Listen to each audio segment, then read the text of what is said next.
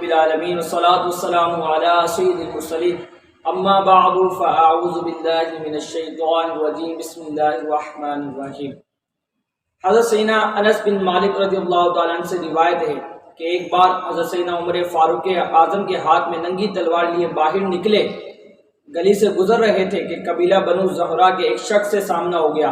اس نے پوچھا، اے عمر کہاں کا ارادہ ہے؟ کہا، میں محمد بن عبداللہ صلی اللہ علیہ وسلم کو قتل کرنے جا رہا ہوں۔ اس نے کہا، اگر تم نے محمد بن عبداللہ کو شہید کر دیا تو بنو ہاشم اور بنو زہرہ سے تمہیں کیسے امن حاصل ہوگا؟ سیدنا عمر فاروق نے کہا، لگتا ہے تم بھی اپنا دین تبدیل کر کے مسلمان ہو گئے۔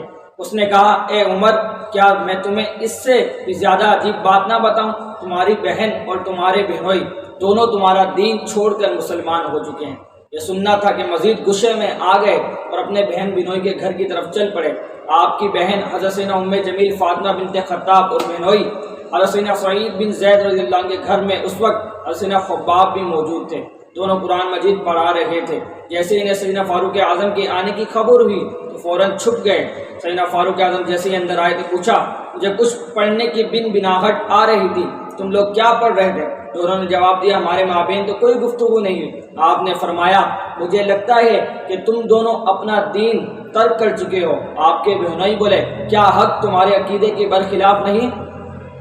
یہ سنتے ہی آپ اپنے بہنوئی پر پل پڑے اور انہیں خوب مارا پیٹا۔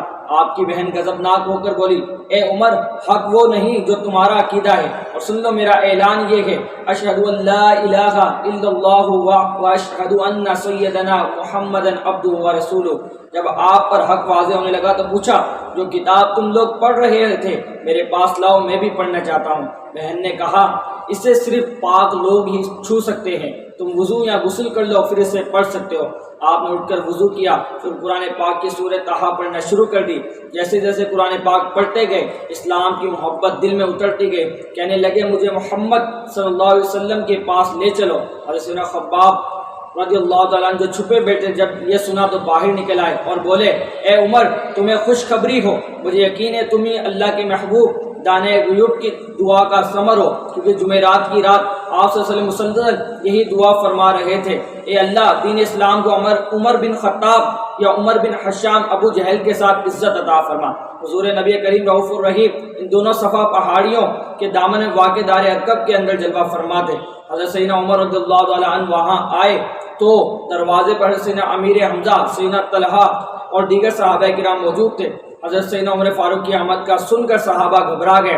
حضرت سیدنا امیر حمزہ نے فرمایا، اگر عمر اچھی نیت سے آ رہا ہے اور اللہ نے اس کی سلامتی چاہی تو بچ جائے گا، ورنہ اس کا قتل کوئی بڑی بات نہیں۔ اس وقت صحابہ کرام صحن میں حضور پاک صلی اللہ علیہ وسلم کے آگے کمرے میں تشریف فرما تھے۔